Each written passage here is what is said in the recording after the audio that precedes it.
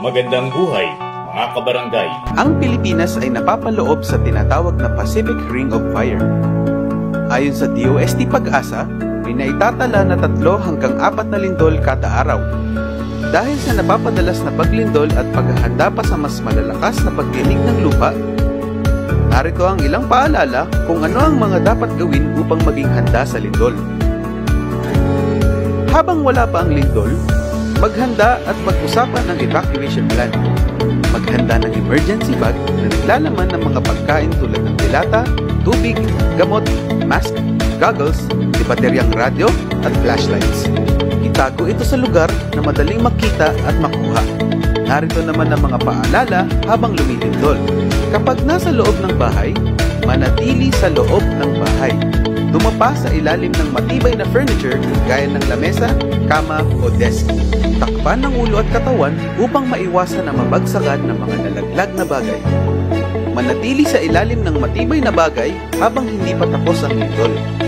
Kung inabutan ng lindol sa isang lumang gusali, maglakad ng mabilis at maghanap ng ligtas na lugar.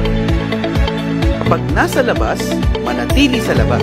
Pumunta sa bukas na lugar na malayo sa mga gusali. Kung ikaw ay nasa mataong lugar, humanap ng lugar na hindi ka matinilapon. Pagkatapos ng lindol, huwag pumasok sa mga gusaling may nasirang bahagi dahil maaaring matuluyan ang pagguho nito kung sakaling dumating ang mga aftershocks. Siyasatin ang linya ng tubig at kuryente. Kung sakaling may diferensya ito, patayin ang pinakalinya ng tubig o kuryente. Makinig at mangalap ng mga balita para sa mga dapat gawin mula sa lokal na pamahalaan. Ano nga ba ang mga karaniwang sakuna na nararanasan ng iyong pamilya sa inyong lugar? Ito ba ay bagyo, landslide, baha, storm surge o lindol?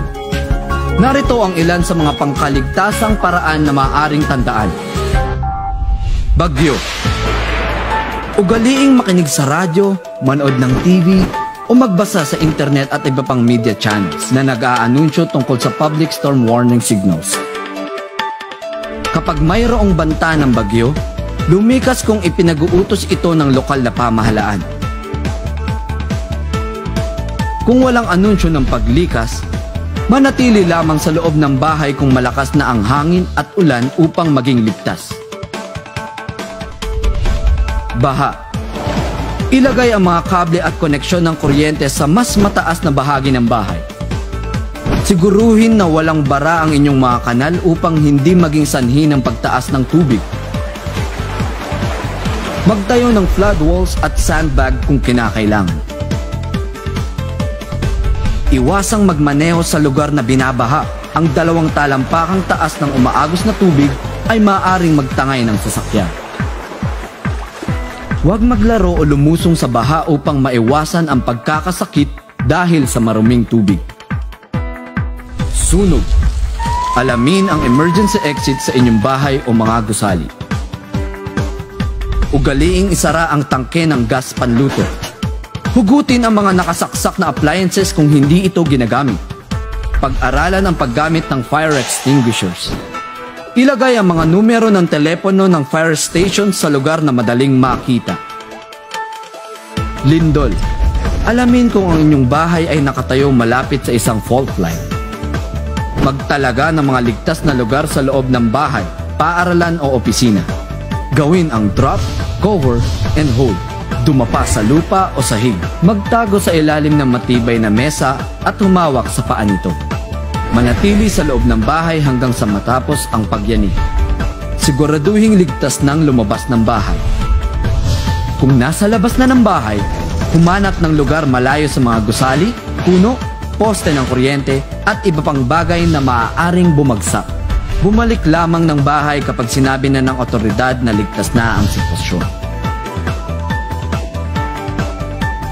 Landslide.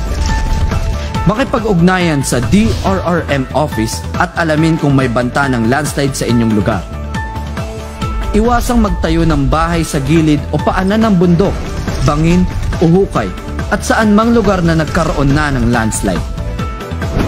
Kung nasa loob ng bahay at nagkaroon ng landslide, pumunta sa parte o ligtas na bahagi na malayo mula sa paparating na landslide. Kung nasa labas ng bahay, lumayo sa maaaring daanan ng landslide.